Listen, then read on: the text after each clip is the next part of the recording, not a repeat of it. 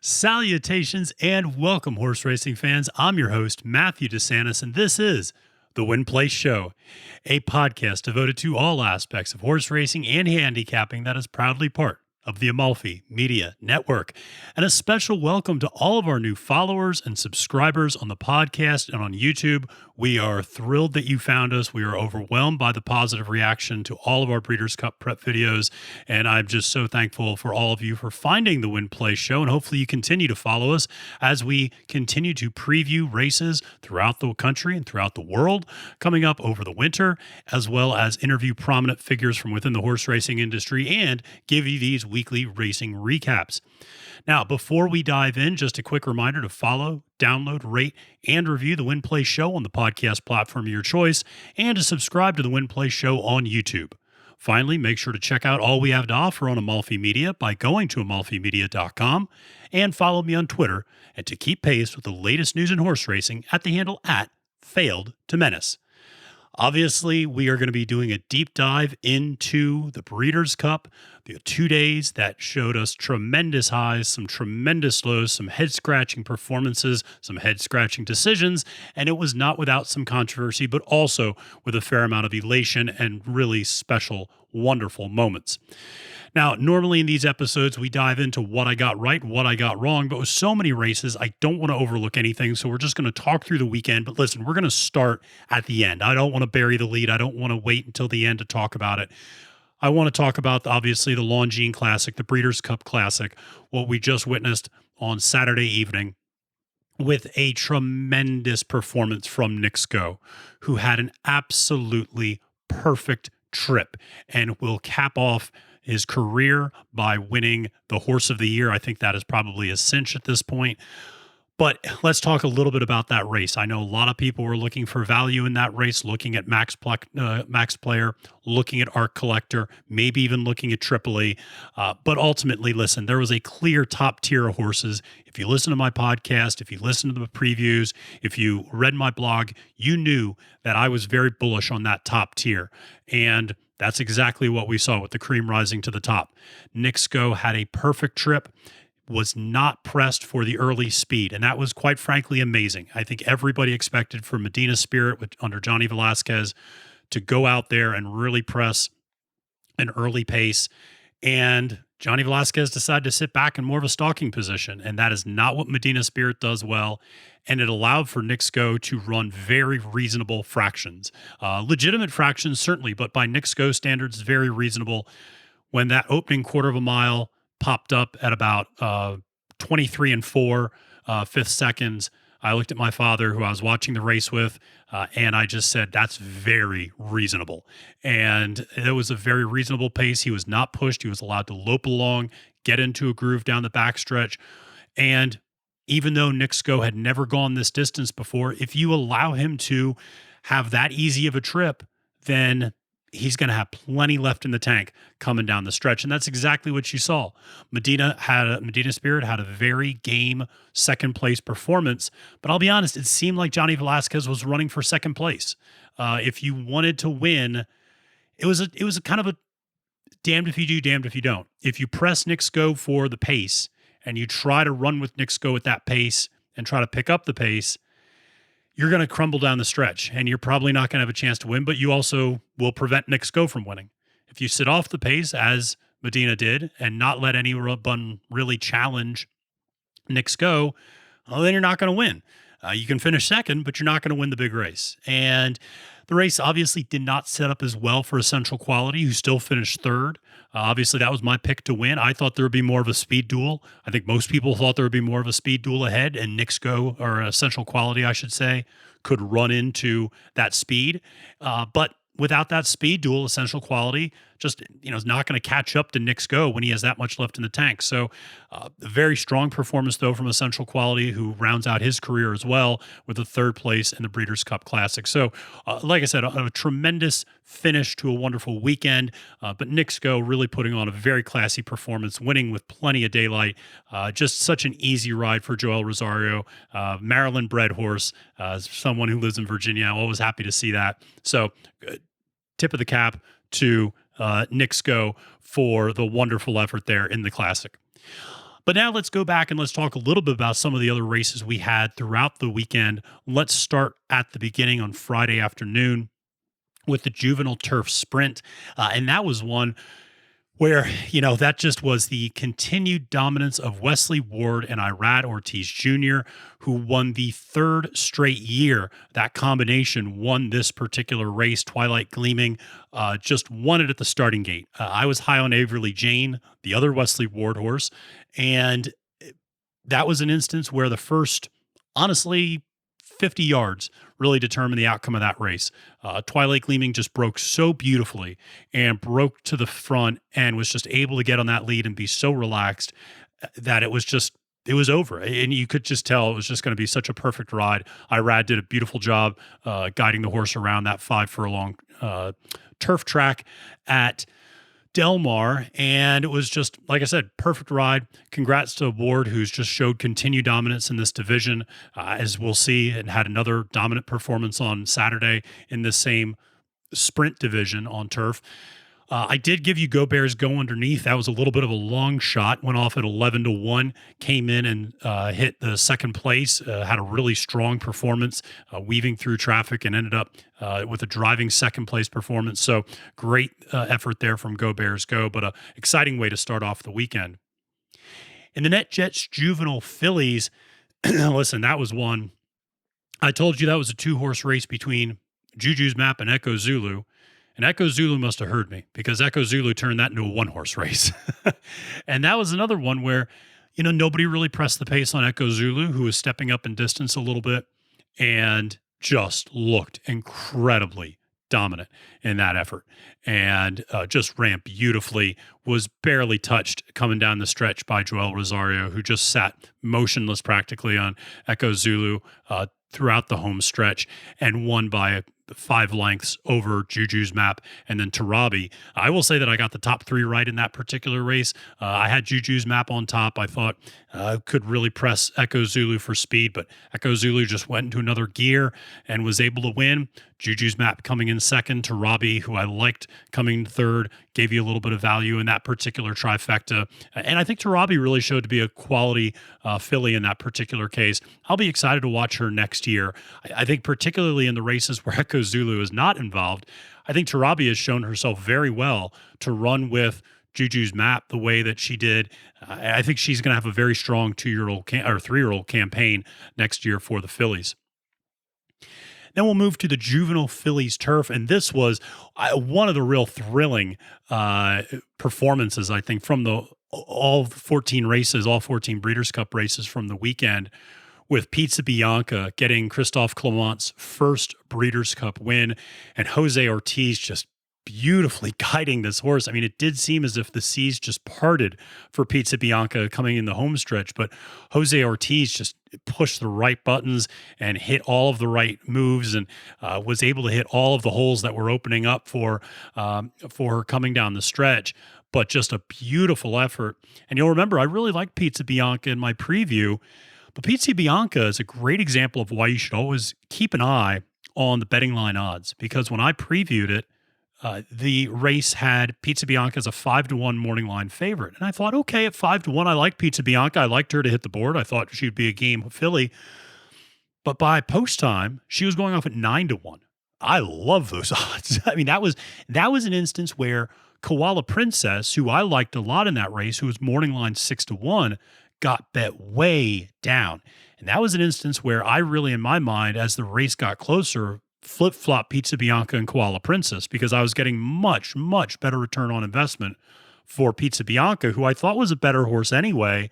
And I was initially chasing value with Koala Princess, but that value dried up, and Pizza Bianca really was the best value in that race, I thought, by far, and ended up becoming just a tremendous effort from her. Obviously, a lot of excitement around the win there because of the connection, the ownership with Bobby Flay.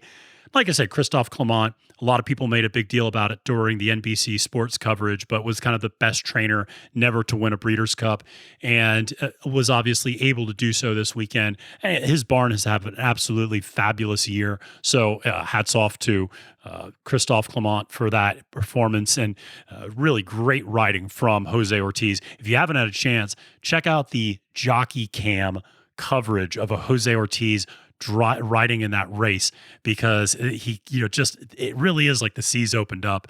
Very impressive performance from Jose Ortiz in that race, and great to see.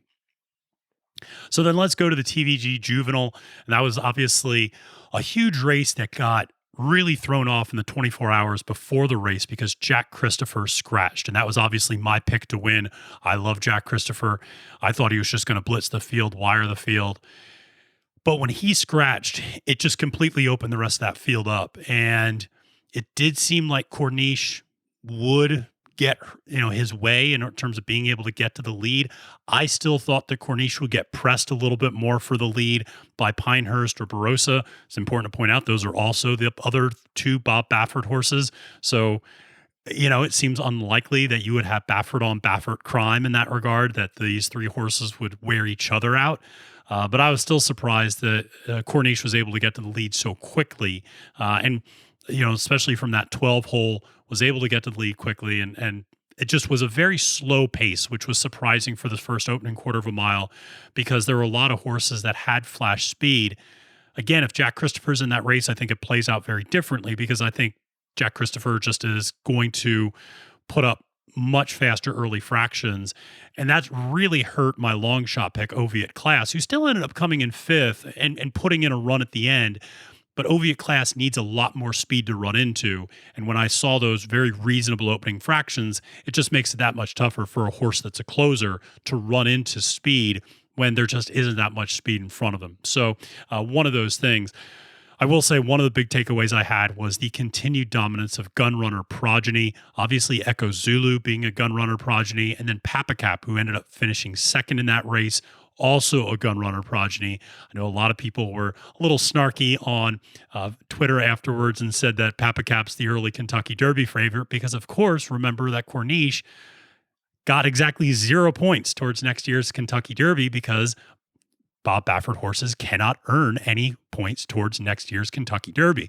So Papacap, by finishing second, seemed to be the early Derby favorite. I think we still have a lot of chapters to go in that saga, and I wouldn't be surprised if you see a trainer change for the Santa Anita Derby for Corniche so it can accumulate some Kentucky Derby points. There might be a trainer change back to Baffert after the Kentucky Derby next year, but we will certainly see how that plays out. And then we closed out Friday with what can only be described as just a crazy series of events, which was the Juvenile Turf. And, pardon my language, but I have down here just in giant capital letters with 4 exclamation points behind it, shit show. And that's exactly what happened in that race, because initially you get very worried because they load everybody in.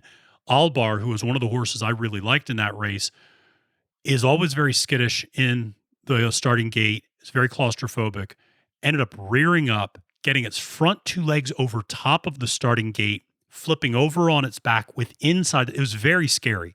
I always say, as elegant as horses look running, they look completely bewildered and so clumsy and frantic when they're off their feet. And so it's just scary to see. Fortunately, Albar appeared to be okay, just received superficial scratches.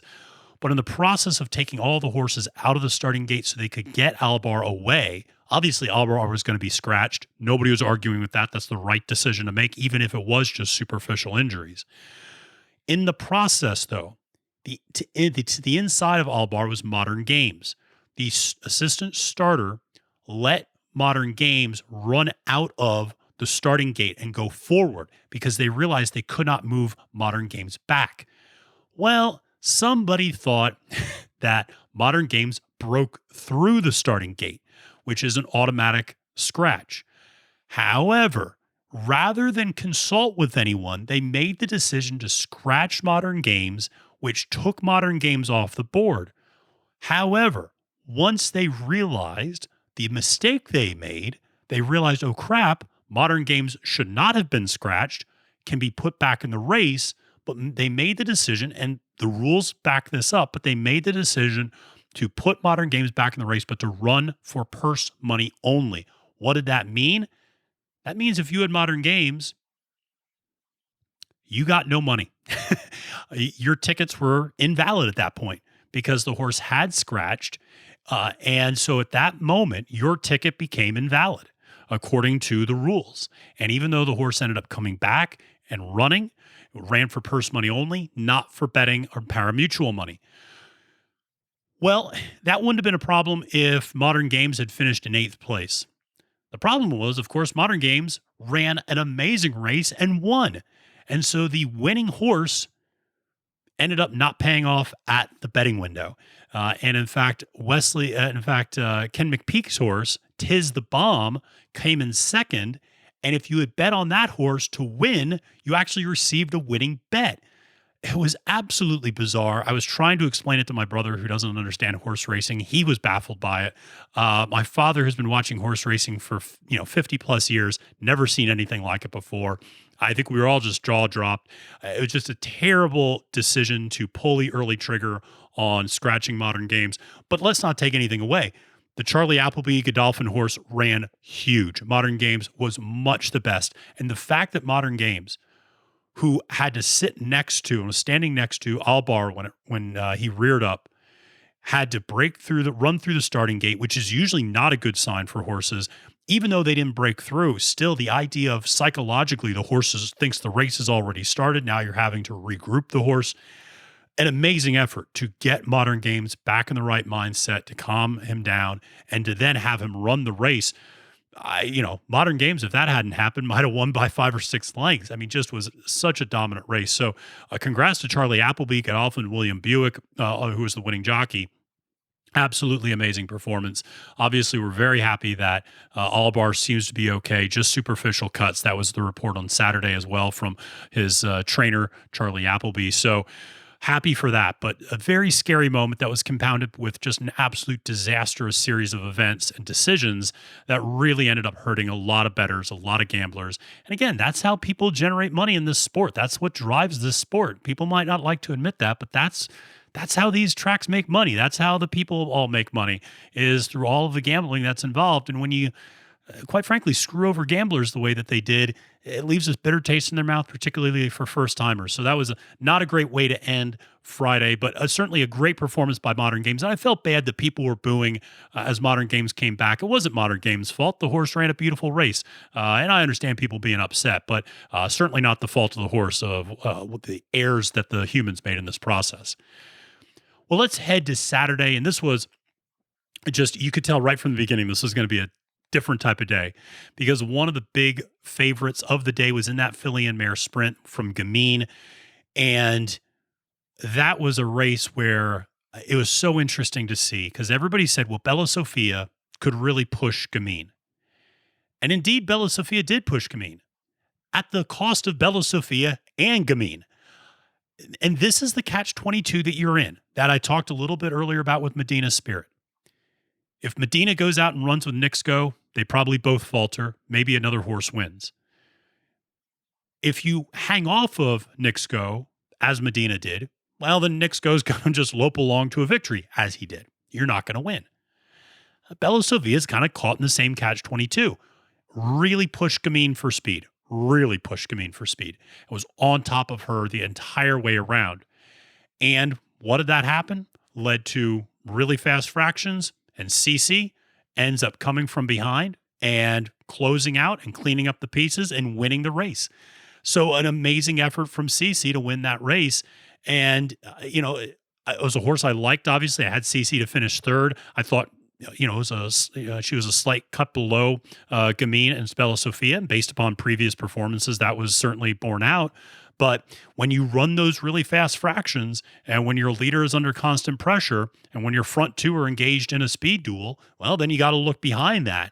And I think people thought Bella Sofia would kind of hang off of Gamine a little bit more, and they were right on top of each other the whole way around. And that was quite a thrilling upset to see, and certainly felt great for Cece, who was as I mentioned in the preview, a very professional horse, has always turned in very professional efforts, has always done well, and it was great to see her come through in a really big moment. So let's go to the turf sprint, and that was one where I think most of us who handicap had circled this as a race where you could really fade the favorite Golden Pal. And Wesley Ward and Irad Ortiz Jr. said, that is not going to happen. Golden Pal had perhaps the best break from a starting gate I've ever seen. I mean, the horse was 2 lengths clear of the field, 100 yards out. I've never seen anything like it. It was as if they opened the gate to Golden Pal before they opened the gate to everybody else. It was unbelievable how far clear the field Golden Pal got so quickly. And so nobody was able to apply any pressure on Golden Pal. Showed incredible speed, which it always had. But my gosh, just like I said, a perfect trip, a great ride from Irad. And even Irad joked afterwards that it surprised him how quickly Golden Pal got out of the starting gate. I will say my pick to win, Lieutenant Dan, ran a really great second, showed that it was clearly the second best. I mean, those two really pulled away from everybody else down the stretch. So Lieutenant Dan really showed a lot of class, I thought, in that particular race, and showed belongs with some of the best turf sprint horses in the world. So I was pleased to see that. And that was a West Coast horse. That was a fan favorite. So really exciting. So let's go to the Big Ass Fans Dirt Mile, which if you watched on NBC Sports, they edited down to the Big Fans Dirt Mile. So I loved how they decided to change the name of the company so as not to be too explicit. But in the Dirt Mile, this was one where I think everybody got this one right a little bit, where Life is Good might have been the lock of locks this weekend, certainly among one of the top 2 or 3 that you could find and just go, this horse is going to win. And oh my, didn't Life is Good look good? Life is Good just drew away from the field, ran beautifully, put up, fast early fractions, got on that lead though, and was just never challenged. And you realize all those other horses are just in a completely different class. Ginobili, who I did like underneath, finished a distant second, but, got the exacta in that race. So that was nice. Silver State, who a lot of people were high on and took a lot of money at the betting window. Yeah, don't do that. I told you Silver State was overrated. I told you I didn't like that horse based upon how it ran at Parks on the Pennsylvania Derby day. I didn't know why everybody was so thrilled about Silver State, and it ran a hell of a race at the Metropolitan Mile earlier this year, but that was a one-turn race, and I just did not like the way Silver State was headed going into this one, and really turned in a pretty poor performance. So Life is Good, though. That was the real takeaway. Just an incredible effort by the horse, and really showed that Todd Pletcher certainly had the right idea with having this horse geared up for the Dirt Mile. Obviously, a lot of people talked afterwards, could this horse have won the Classic? I don't know. Could have been interesting to see. And the reason I'm excited about this is I think we're going to see Life is Good as a 4-year-old. And that's really exciting to see what it's going to continue to do on the adult circuit.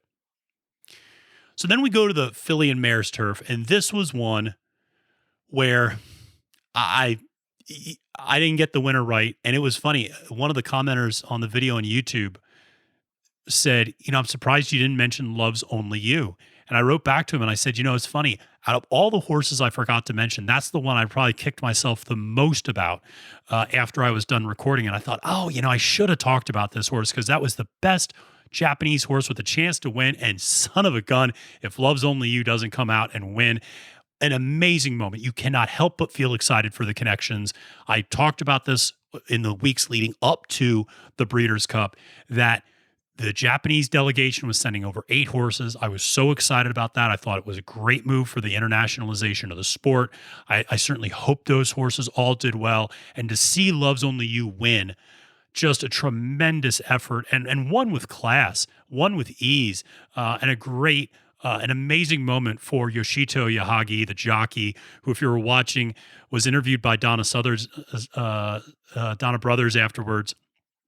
And I had to laugh because he spoke much better English and apologized for not speaking very good English, much better than I could apologize for not speaking very good Japanese, but was just a really was a funny moment to hear him speak so well and then apologize for not being able to understand it. So it was, but it was a great moment. You saw all the excitement from the Japanese delegation and all of the connections there. There'd been a lot of years long effort into building up a quality Japanese horse to come over the Breeders' Cup. To see it win, just amazing.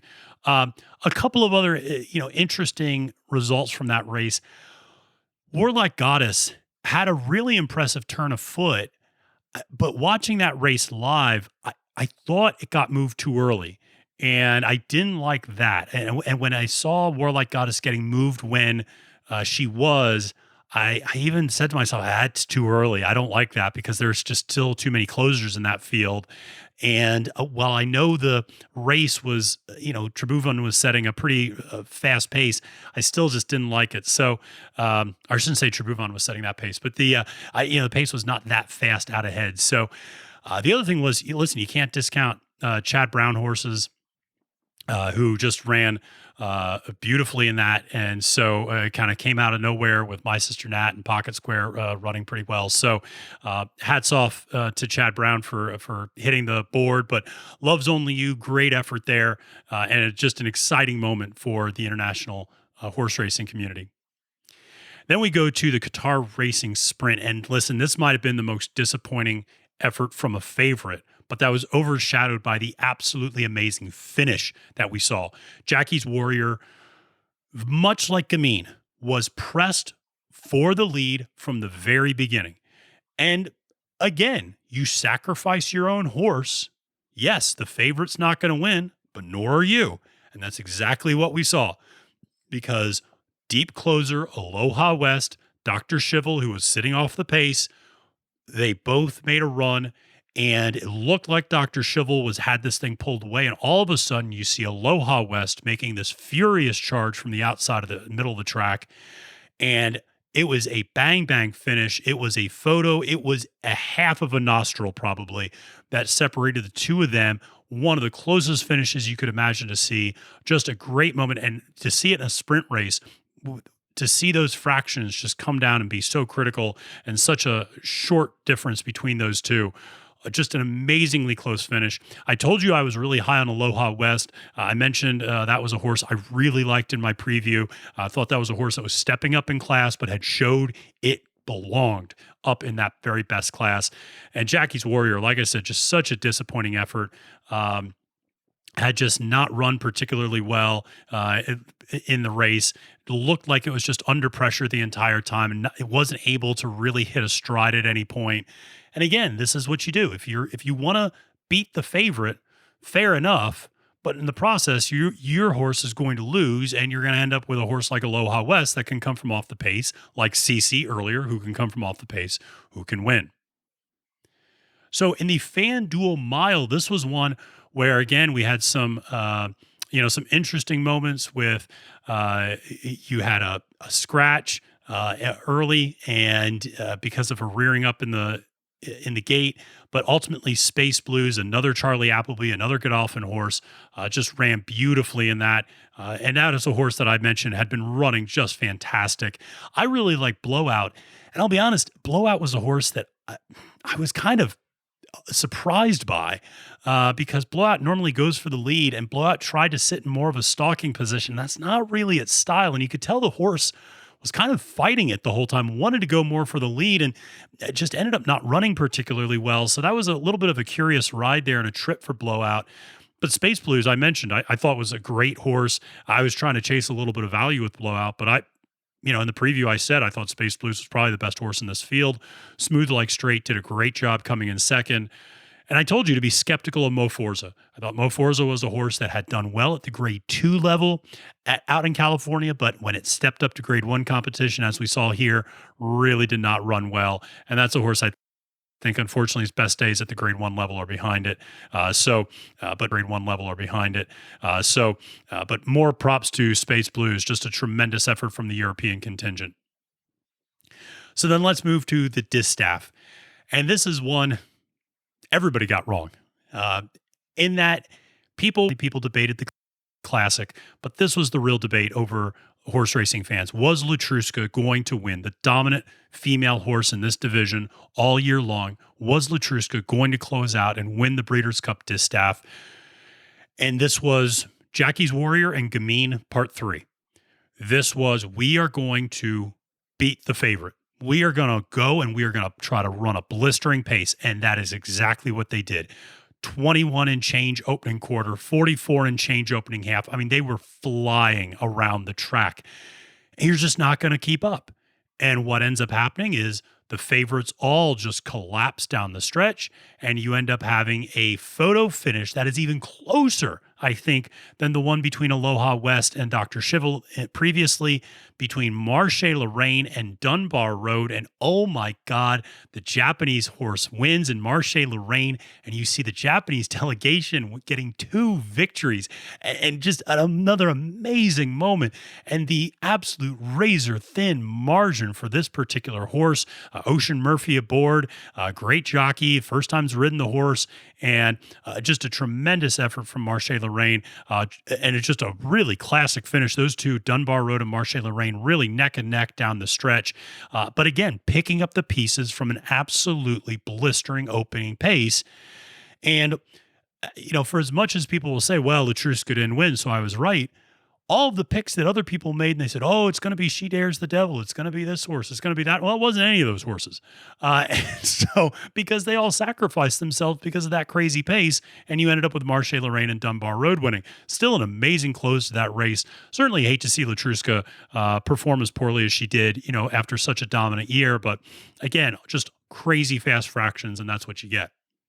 So the final race, because we already capped and talked a little bit about the Classic at the top, was the Longines Turf race. And this was a tremendous turn of foot from the winner. And Broome just quite frankly outkicked the competition and just showed, Broome was outkicked, I should say, by the competition coming down the stretch. And this was one where, domestic spending getting scratched, again, I think really opened up what was going on in that particular race. And Tawana, who was the winner last year, about how much that ARC trip had taken out of her, not that there, position. And those two things combined, I just didn't love this position.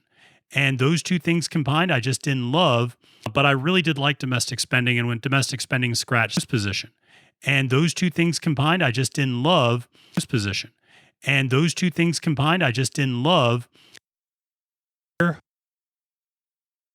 Foot. That was a horse I really liked based upon that really kind of said through.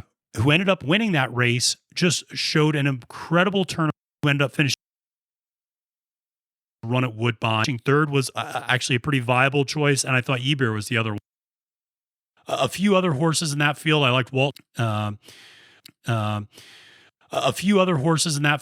Walton Street as well, and for William Buick and Charlie Appleby. So just an incredible performance. And like I said, just an impressive closing kick to watch coming down. And it's interesting. Walton Street and Gufo, who I both like, they had decent trips. They were pretty well positioned, just didn't close. And you just saw Broome and Eber really close with a strong kick. And so great effort from the two of them. Really close with a strong kick, and so great effort from the two of them. And then obviously we already talked about the Classic, but just to circle back, unlike a lot of the other races on Saturday, was not pressed for that early lead, and that was the whole doubt about that in my mind. So that's a quick run through and recap of all the races from the weekend. And let me just finish up with 3 very quick takeaways. One is, you have to love the international flair of the competition, from Charles Appleby and the Godolphin horses owned by the Sheikh from the Japanese horses, the two winners of Love's Only You and Marche Lorraine, the Korean ownership group of Knicks Go. Truly an international competition in a year that showed so many great international horses coming over a record number. It was wonderful to see that sort of flair.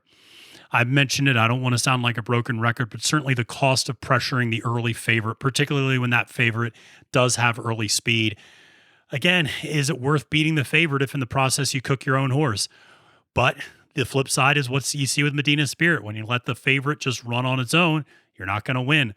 So what do? It's a catch-22 in a lot of cases, and you had some sort of horses, I think, sacrifice themselves to see another horse win the race ultimately, like a CC winning the race and like a Marche Lorraine winning the race. So we'll just have to see how that continues to play out. And then, as I mentioned at the top, I think Knicks Go put his stamp for being Horse of the Year. I know there was a lot of debate over Latrusco, over Essential Quality, over Knicks Go, over Hot Rod Charlie even, but Knicks Go, I don't think left any shadow of a doubt. This was the horse that's going to win the Horse of the Year when it's handed out at the Eclipse later this year, or I should say in early 2022. And tip of the cap again to all of the connections with Knicks Go and all the connections for all 14 winners in the Breeders' Cup races this year. Truly wonderful day. Well, that is it for today. I hope you enjoyed this recap of the Breeders' Cup weekend, and we'll be back this coming week to do a preview of the races at Woodbine. That's right, we're headed to Woodbine. Also going to connect with a lot of stable duels. So if you're playing on stable duel, we're going to give you those picks for Woodbine that can hopefully help you develop your stable and win some money in those contests. I've been able to win some money at Del Mar, been able to win some money at Santa Anita, at Gulfstream, at Keeneland. And so I hope to keep that track record going at Woodbine as we move into the winter months. But listen, beyond Woodbine, moving forward this winter, we're going to continue to preview races at Del Mar, at Churchill, at Aqueduct. We're even going to go overseas. We're going over to Japan. The Japanese came over here, ran well. Well, guess what? I'm going to go over there and preview some of their races. Plus, we'll start making our year top 10 list, top 10 horses, top 10 races, top 10 moments. Can't wait to do that as a precursor for the Eclipse Awards coming in 2022. So make sure you follow the Win Play Show podcast on the platform of your choice and subscribe to the Win Play Show channel on YouTube. Finally, remember to follow me on Twitter at the handle @FailDeMenace. And check out amalfimedia.com for all the great horse racing content you need to get you through the run for the 2022 Triple Crown and beyond. Until next time, friends, I'm Matthew DeSantis, wishing you a wonderful and prosperous day at the races and reminding you that it's now post time.